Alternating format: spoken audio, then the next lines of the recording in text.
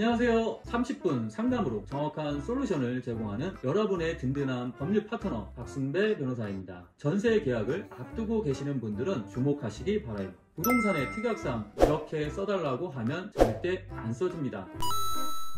임대차 보호법 다들 한 번쯤 들어보셨죠? 이것 모르고 있으면 무조건 손해봅니다. 첫 번째, 전세, 월세를 처음 구하는 사회 초년생분들은 특히 주목하셔야 하는데요. 보통 대학가 등 거래가 활발한 지역에 가면 집주인들이 월세를 올려받기 위해서 계약기간을 짧게 잡는 경우가 많습니다. 그러면 부동산에서 이 동네는 원래 1년으로 계약해요. 요즘 2년으로 잘 안 해 라고 말하는 경우가 있는데요. 그 말대로 계약기간을 1년으로 잡았다 하더라도 최대 4년까지 살 수 있습니다. 임대차 보호법에 의하면 기간을 정하지 아니하거나 2년 미만으로 정한 임대차는 그 기간을 2년으로 본다라고 규정하고 있는데요. 여기에 2년을 살고 계약갱신 청구권으로 추가로 2년을 더 산다면 최대 4년까지 할 수 있는 거죠.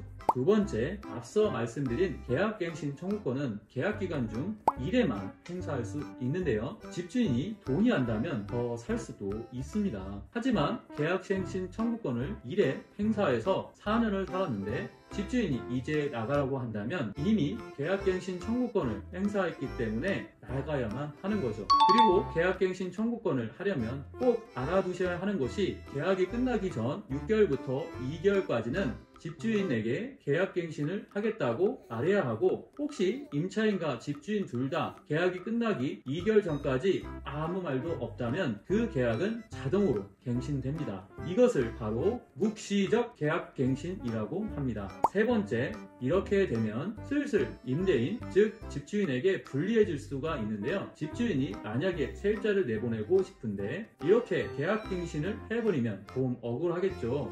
집주인도 계약갱신을 거절할 수 있는 방법이 있습니다. 가장 대표적인 4가지를 말씀드릴게요. 첫 번째, 월세를 2달치 연체했을 경우입니다. 두 번째, 이사비 지연 등을 합의하여 보상을 했을 경우입니다. 세 번째, 임차인이 임대인의 허락 없이 집에서 불법적인 영업을 하거나 집을 부수는 등 큰 잘못을 했을 경우입니다. 네 번째, 집주인의 직계 존속과 직계 비속이 실거주하게 되는 경우입니다. 직계 존속과 직계 비속이라는 것은 집주인의 부모, 조부모, 그리고 자식, 손자까지에 해당하는데요. 만약 집주인 혹은 집주인의 직계 존속과 직계 비속이 실거주한다고 해서 계약을 종료했는데 알고 보니 집주인이 그냥 전세금을 현 시세에 맞게 올려 받고 싶어서 허위로 계약을 종료한 것이라면 임차인은 집주인에게 손해배상을 청구할 수 있습니다. 보통 전세금을 올려받으려면 5% 이내에서 협의하여 인상할 수 있는데요. 만약에 현 세입자가 전세보증금 2억 원에 들어왔는데 시세가 올라 지금 전세보증금이 4억이 되었다면 집주인 입장에서는 현 세입자에게는 5% 내로만 올려받을 수 있으니 얼른 내보내고 새로운 세입자와